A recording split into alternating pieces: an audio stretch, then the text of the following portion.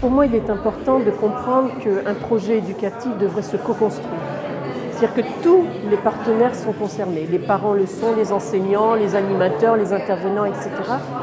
Et donc l'intérêt serait de faire travailler tout le monde ensemble pour qu'ils comprennent que chaque temps que passe l'enfant est un temps qui doit être aménagé au mieux pour son bien-être.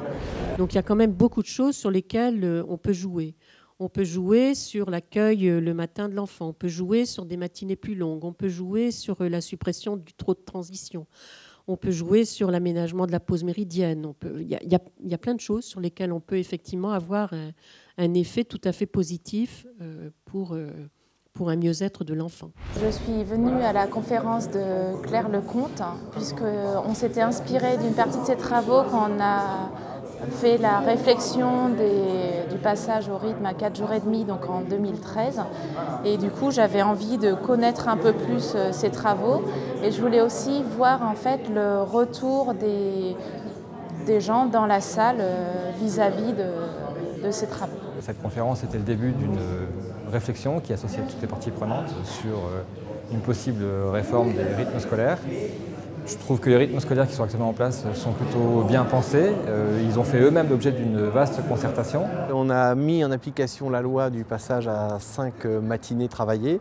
On a mis 2 ans pour définir les conditions avec les parents d'élèves, avec les enseignants, avec les associations.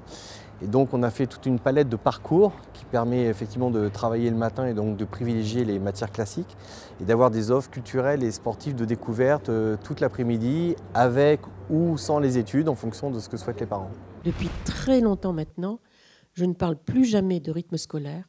Et quand je fais des projets, ce que j'ai continué à faire puisque depuis 2014, j'ai mis en place des projets avec les communes que j'ai accompagnées, je parle d'aménagement des temps de l'enfant. Et ça n'a pas du tout le même sens. L'enfant, c'est le citoyen de demain. C'est son avenir qu'on est en train de construire. Et moi, je parle souvent de quelque chose que je n'aime pas trop dire parce que le terme ne me plaît pas, mais c'est un retour sur investissement.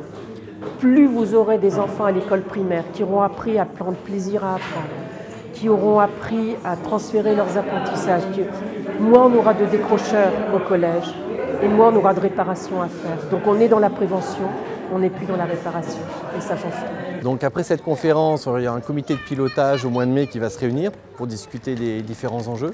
Puis on va mettre en place un questionnaire, on a les retours avec tous les acteurs pour une évaluation autour du mois de mai-juin 2018, un retour final au mois de septembre-octobre 2018 et le cas échéant un changement pour la rentrée de septembre 2019.